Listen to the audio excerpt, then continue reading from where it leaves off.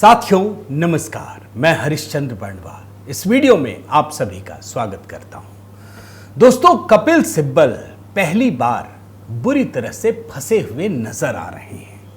वो supreme court से भी अलग थलग पड़े हुए दिख रहे हैं। दोस्तों, जो काम सुप्रीम कोर्ट ने किया, सुप्रीम कोर्ट के कॉलेजियम ने किया, उसके खिलाफ कपिल सिब्बल खड़े हुए दिखाई पड़ रहे हैं। वो संसद में जो प्रक्रिया चल रही है उसके खिलाफ खड़े हुए दिखाई दे रहे हैं। सरकार के तो खिलाफ हैं ही। और तो और दोस्तों, ये पहली बार हो रहा है, मैं आपको बता रहा हूं। भ्रष्टाचार के आरोप में फंसे लोग और कपिल सिब्बल, इनकी जुगलबंदी एक नई कहानी सामने ला रही है। ये सवाल उठ रहा है कि क्या जस्टिस यशवंत वर्मा के मामले में कपिल सिब्बल भी फंसे हुए हैं। देखिए, बहुत बड़ा संकेत है दोस्तों जो मैं अभी आपको दिखाने जा रहा हूं, और इस बात को बड़े ध्यान से समझिए। कपिल सिब्बल शुरू से ही जस्टिस यशवंत वर्मा के मामले में, जब मैं रिसर्च कर रहा था ना, तब यह बात सामने आई है कि जस्टिस यशवंत वर्मा इधर फंसे और उधर कपिल सिब्बल उनके बचाव में ढाल की तरह खड़े हो गए। और इस कदर खड़े हो गए कि जो काम सुप्रीम कोर्ट का कॉलेजियम कर रहा था उसके भी खिलाफ खड़े हो गए। और इसीलिए मैं कह रहा हूं दोस्तों कि कपिल सिब्बल इस समय बुरी तरह से अलग थलग पड़े हुए दिखाई पड़ रहे हैं। इसका अंजाम क्या होगा अभी मैं आपको दिखाऊंगा। और इसीलिए मैं कह रहा हूं कि असली मजा आपको आने वाले दिनों में देखने को मिलेगा। क्या दिखेगा, क्या कार्रवाई हो रही है, कैसे सरकार ने अपने कदम आगे बढ़ा दिए हैं, आज के वीडियो में यही डिकोड करने जा रहा हूं। दोस्तों, मैं निवेदन करता हूं कि आप कमेंट के साथ जुड़िएगा, अपनी बात रखिएगा। और कपिल सिब्बल जिस तरह से अपनी राजनीति करते हैं और साथ के साथ वकालत में अपने काम करते हैं, उस पर भी अपने कमेंट कीजिएगा। साथ ही दोस्तों, आपसे निवेदन करता हूं कि देखिए, जैसा मैंने आप सब से कहा था दोस्तों, फादर्स डे पर, वैसे तो हम सब फादर्स डे रोज मनाते हैं, लेकिन 15 जून को फादर्स डे को लेकर के एक गीत अपलोड कर रहा हूं। दोस्तों, मैंने अपने पिता को लेकर यह गीत तैयार किया है, पिता से मेरी दुनिया है। और इस गीत में आपको मेरे दोनों बच्चे भी दिखेंगे, बेटे भी दिखेंगे। तो पूरी 3 पीढ़ी को लेकर यह गीत कल इसे अपलोड करूंगा। इसका एक ट्रेलर आपको दिखा रहा हूं। दोस्तों, बताइएगा कैसा लगा। हम सब अपने पिता के साथ, पिता बच्चों के साथ बड़ा प्रेम का एक संबंध होता है, उसी को इस गीत में पिरोने की कोशिश की है। इसको ज़रूर देखिएगा। और हाँ, आरएसएस पर गीत तो आपका प्रेम मिल ही रहा है, उसे भी देखिएगा। आइए शुरुआत करते हैं दोस्तों। क्या है असली खबर, इसको पढ़ लीजिए। राज्यसभा में जस्टिस वर्मा के खिलाफ महाभियोग प्रस्ताव का विरोध करेंगे कपिल सिब्बल। जी हां, दिल्ली हाईकोर्ट के, अब तो इलाहाबाद हाईकोर्ट में है, भ्रष्टाचार के आरोपी जो जज हैं जस्टिस यशवंत वर्मा, उन पर जो महाभियोग की तैयारी चल रही है उसका विरोध करने का खुलेआम कपिल सिब्बल ने ऐलान कर दिया है।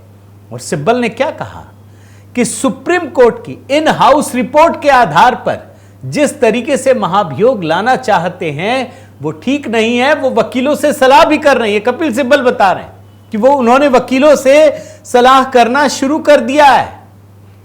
अब आप सोचिए कि अगर सुप्रीम कोर्ट ने किसी के बारे में सिफारिश की है, सुप्रीम कोर्ट का कोई जज नहीं करता दोस्तों, सुप्रीम कोर्ट एक संस्था है, उसने सिफारिश की है राष्ट्रपति से, प्रधानमंत्री से कि आप इसको हटाइए, यह भ्रष्टाचार का दोषी है। कपिल सिब्बल पता है क्या कह रहे हैं? वो कह रहे हैं कि यह पूरी तरह से असंवैधानिक है।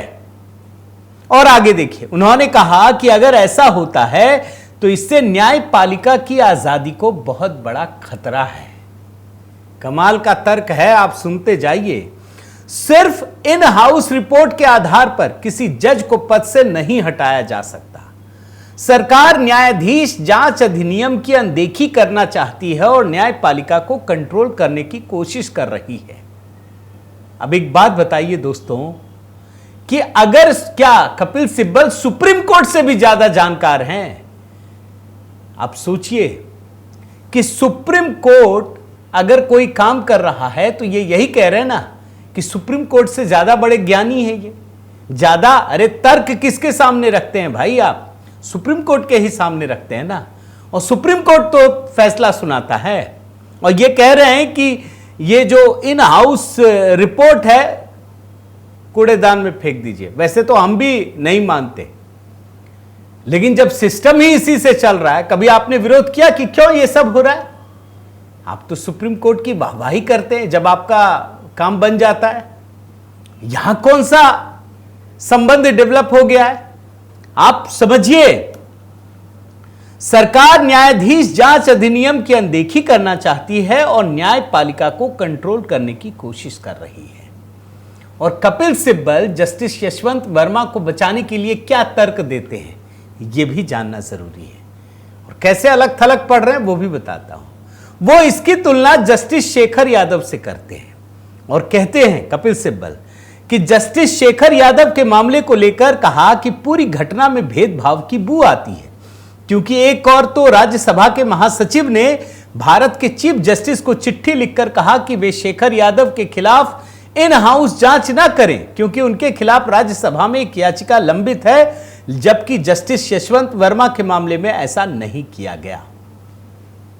एक बात सोचिए दोस्तों, कपिल सिब्बल कैसे घुमाते हैं पूरे मामले को, बड़े ध्यान से सोचिए। इनको समझ ही में नहीं आ रहा कि एक आदमी भ्रष्टाचारी है और एक आदमी बयान दे रहा है, दोनों में फर्क नहीं है। अरे भाई, सुप्रीम कोर्ट ने जांच करके यह पता लगाया कि ये भ्रष्टाचार के आरोपी हैं, इस पर महाभियोग लगाओ। जस्टिस शेखर यादव ने तो सिर्फ बयान दिया है ना, आपको बयान नहीं पसंद है तो आप उसको खत्म कर देंगे। ये सबसे बड़े असहिष्णु हैं, जो मैं आपको बोल रहा था ना, एक सहिष्णु गैंग असहिष्णु गैंग उभर आया है, खान मार्केट गैंग की तरह, जो मोदी जी को बदनाम करता है।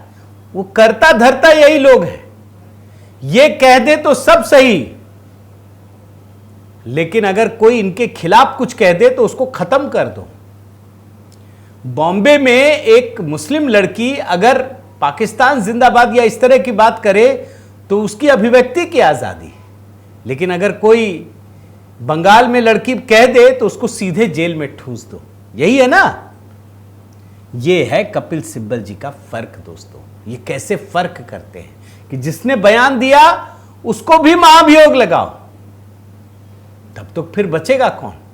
फिर तो यह भी मामला उठेगा ना कि नुपुर शर्मा के मामले में क्या कहा गया, एक हरियाणा के जज ने क्या कहा था कि मार देते।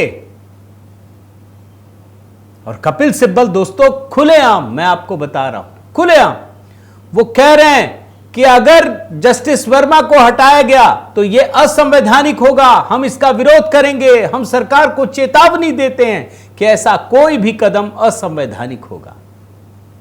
और इनको यह परेशानी क्यों हो रही है, यह भी बता देता हूं। दरअसल सरकार में जो केंद्रीय मंत्री हैं किरण रिजिजू, उन्होंने साफ कहा कि जो सुप्रीम कोर्ट ने बात कही है, जो प्रस्ताव भेजा है, हम उस पर आम सहमति बनाने पर विचार कर रहे हैं। उन्होंने साफ कहा सरकार ने कि भाई ये कोई राजनीतिक साजिश का मामला नहीं है, हमको क्या लेना देना। एक जस्टिस के घर पे नोट मिला, सुप्रीम कोर्ट ने देखा भ्रष्टाचार का मामला है, एकजुट होइए, इस पर कौन सी राजनीति। क्या जस्टिस वर्मा ने सरकार के लिए कुछ कर दिया? बल्कि अगर देखिएगा तो विपक्ष को ज्यादा फायदा हुआ है। और यह मामला क्या है दोस्तों, एक बार फिर से रिकैप कर देता हूं। इस साल होली 14 मार्च रात को जस्टिस वर्मा के दिल्ली स्थित बंगले में आग लग गई। आग बुझाने के लिए लोग पहुंचे। अब उसी दौरान जब जांच की गई तो जले हुए नोटों के बहुत सारे बंडल मिले। मामला उठा, उनको इलाहाबाद हाई कोर्ट ट्रांसफर कर दिया गया।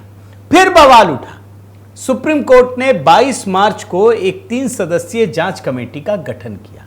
3 जज थे, जिसमें पंजाब एवं हरियाणा हाईकोर्ट के मुख्य न्यायाधीश शील नागू, हिमाचल प्रदेश हाईकोर्ट के मुख्य न्यायाधीश जीएस संधवालिया और कर्नाटक हाईकोर्ट की न्यायाधीश अनु शिवरामन शामिल थे। इन लोगों ने जांच की और जांच के बाद पाया दोस्तों कि न्यायमूर्ति वर्मा दोषी हैं, ये उन्हीं का पैसा है और उनकी जानकारी में है। जिस रूम में पैसा मिला वो ही यूज करते थे। अब उन्होंने क्या किया? सुप्रीम कोर्ट ने सीधे राष्ट्रपति और प्रधानमंत्री से उनको हटाने की सिफारिश कर दी। मगर इस बीच फिर कपिल सिब्बल का एक नाम आता है। अब आपको मैं बताता हूं। जिस समय इनके घर से दोस्तों नोटों का बंडल मिला ना, न्यायमूर्ति वर्मा के घर से, सुप्रीम कोर्ट पर भी दबाव पड़ा। उसने सब कुछ सार्वजनिक कर दिया। जानते हैं कपिल सिब्बल ने इसका विरोध किया। ये जनाब सुप्रीम कोर्ट बार एसोसिएशन के अध्यक्ष हैं कपिल सिब्बल, और ये भ्रष्टाचार के मामले को किस तरह से ढकने की कोशिश कर रहे हैं, इस बात को सोचिए। मैं रिपोर्ट पढ़ देता हूं। आंतरिक जांच समिति की रिपोर्ट सार्वजनिक होने के बाद सुप्रीम कोर्ट बार एसोसिएशन के अध्यक्ष कपिल सिब्बल जस्टिस यशवंत वर्मा का बचाव करते हुए नजर आए। उन्होंने कहा कि सुप्रीम कोर्ट द्वारा जांच रिपोर्ट, वीडियो और फोटो जारी करने का फैसला एक खतरनाक ट्रेंड है। सिब्बल का कहना था कि जब तक जांच पूरी नहीं हो जाती है तब तक किसी भी जिम्मेदार नागरिक को इस मामले में टिप्पणी नहीं करनी चाहिए। इन मुद्दों से निपटने और तंत्र बनाने के लिए एक समिति होनी चाहिए। अगर इन चीजों को सार्वजनिक किया जाता है तो संस्था पहले ही हार चुकी होती है। क्यों भैया, आम आदमी के घर में कुछ होता है तुरंत एकदम चीजें तो आ जाती हैं। अभी सोनम के मामले में तो आपने कुछ नहीं कहा, जो पूरा देश चला रहा है एक प्रेम मोहब्बत की कहानी, और ऐसे तो तमाम कहानियां हैं, तब तो आप कुछ नहीं कहते। एक जज जो भ्रष्टाचार में फंसा हुआ साफ साफ दिखाई पड़ रहा है, सुप्रीम कोर्ट ने भी रिपोर्ट कर दी, उस पर कोई कुछ ना बोले। और ये जस्टिस यशवंत वर्मा के मामले में इतना प्रेम क्यों है? आपको पता है दोस्तों, जब जस्टिस यशवंत वर्मा का मामला आया ना, उन्होंने टिप्पणी करने से भी इनकार कर दिया। क्या कहते हैं, इस मामले से निपटने के लिए एक आंतरिक प्रक्रिया है। अब तथ्यों के अभाव में मुझे नहीं लगता कि इस देश के एक जिम्मेदार नागरिक के रूप में मुझे इस पर टिप्पणी करनी चाहिए। अब आप सोचिए दोस्तों, कपिल सिब्बल एक ऐसे जज के बचाव में खड़े हो गए जिस पर घोर इल्जाम है। सामने नोट दिखता है, जले हुए नोटों के बंडल, उन पर कोई बात उठती है वो खिलाफ हो जाते हैं, उन पर रिपोर्ट बाहर आती है वो खिलाफ हो जाते हैं, उनके वीडियो फोटो कुछ बाहर आते हैं वो खिलाफ खड़े हो जाते हैं, उन पर महाभियोग चलाने की बात होती है खिलाफ हो जाते हैं। क्या एक जज और एक वकील दोनों के बीच कोई सांठगांठ है? और जानते हैं दोस्तों, मैं कपिल सिब्बल जी के बारे में जरा रिसर्च कर रहा था, आप हैरान हो जाएंगे। भ्रष्टाचार के मामले में कोर्ट में देखिए हर किसी को पैरवी का अधिकार है, लेकिन कपिल सिब्बल जी का आप पूरा देखिए ट्रैक। मैं आपको कुछ स्टोरी बताता हूं। इससे पहले 1993 में सुप्रीम कोर्ट के न्यायमूर्ति वी रामास्वामी, इन पर भी वित्तीय अनियमितताओं का आरोप था, महाभियोग चलाया गया। उस समय कपिल सिब्बल ने उनका बचाव किया। आप हैरान हो जाएंगे। इन पर महाभियोग लगाने के लिए बाकायदा एक कमेटी बनाई गई। पीवी नरसिम्हा राव की सरकार थी। जांच समिति ने जांच की, जिसमें सुप्रीम कोर्ट के justice PB Sawant, Bombay high court के जस्टिस पीडी देसाई और सुप्रीम कोर्ट के रिटायर्ड जज जस्टिस ओ चिन्नप्पा रेड्डी शामिल थे। इन लोगों ने रामास्वामी को दोषी पाया। महाभियोग शुरू हुआ। कपिल सिब्बल बचाव में खड़े हो गए, बोले ना, जबकि दोषी पाए गए और अपनी ही सरकार, कांग्रेस की ही सरकार, कई लोगों ने वोट नहीं दिया, बच गए। महाभियोग आज तक किसी पे नहीं हो पाया। तो ये कपिल सिब्बल। इसी प्रकार नेशनल हेराल्ड का मामला देखिए, कांग्रेस, गांधी परिवार, कोई सबूत नहीं चाहिए, हर चीज सबूत चीख चीख कर बोल रहे हैं। कपिल सिब्बल साथ खड़े हैं और पता है क्या कह रहे हैं कि मतलब अगर ये सब होता रहा गांधी परिवार के आगे तो लोकतंत्र खत्म हो जाएगा। इसी तरीके से आप आगे बढ़िए, सोना तस्करी का मामला, केरल सरकार फंसी हुई है। केरल सरकार की ओर से पैरवी कर रहे हैं। आप कोई भी मुद्दा उठाइए दोस्तों, मैं आपको कह रहा हूं, जहां भी हिंदू धर्म से जुड़े हुए मामले आते हैं वहां कपिल सिब्बल नजर आते हैं। जहां भ्रष्टाचार से जुड़े हुए मामले आते हैं वहां पर भी कपिल सिब्बल ही नजर आते हैं। और आप जानते हैं ये तो कांग्रेस के नेता रहे हैं। कांग्रेस ने कई बार इनको वो सब बनाया, सांसद मंत्री सब कुछ बने हैं। ये पावरफुल आदमी है, जो वकीलों की संस्था है उसके अध्यक्ष भी हैं। ये इनको कांग्रेस पार्टी ने कहा कि अब हम सांसद नहीं बना पाएंगे, सरकार चली गई, वैसे ही सीट कम है। तो जानते आप हैरान हो जाएंगे, भ्रष्टाचार में फंसे जितने भी परिवार हैं वो लपक पड़े सिब्बल जी के लिए। हम बनाएंगे आपको राज्यसभा, हम सांसद बनाएंगे आपको। पता है बड़े वकील हैं, हमारे साथ अगर आ गए तो हमारा सारा खर्चा पानी बच जाएगा। वैसे भी इनको कौन दे पाएगा, इनको चाहिए सांसदी। भाई सांसद हैं तो इनको बड़ी बड़ी सुविधाएं मिल जाती है ना। और आप देखिए इस रिपोर्ट को, मैं 25 मई 2022 जब पता चला कि सिब्बल जी को जाना है, कांग्रेस पार्टी नहीं दे रही है, तो समाजवादी पार्टी, राजद पार्टी, लालू यादव, झारखंड मुक्ति मोर्चा, तीनों ने कहा मेरे पास आ जाइए।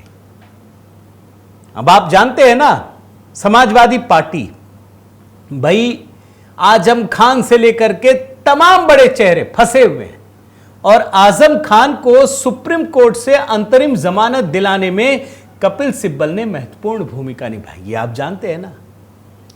इसके अलावा राष्ट्रीय जनता दल में आइए, लालू यादव, तेजस्वी यादव, पूरा परिवार ही फंसा हुआ है।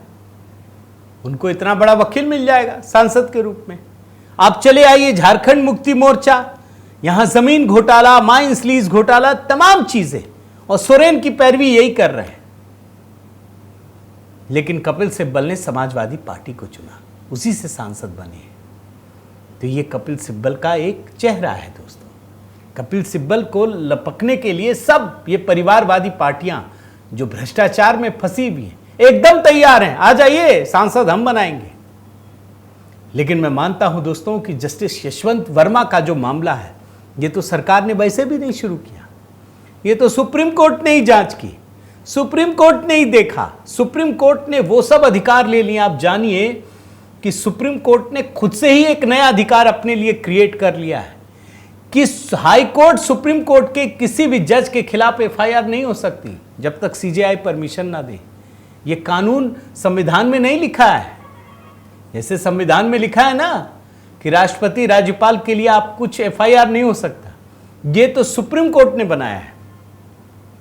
अब उसी में सुप्रीम कोर्ट भी फंसा है। सुप्रीम कोर्ट ने ही यह सिफारिश की है, कपिल सिब्बल उसका भी विरोध कर रहे हैं। और इसीलिए मैं कह रहा हूं, पहली बार कपिल सिब्बल फंसे हुए दिख रहे हैं। अंजाम क्या होगा खुद आप सोचिए। मैं चाहता हूं आप कमेंट करके बताइए।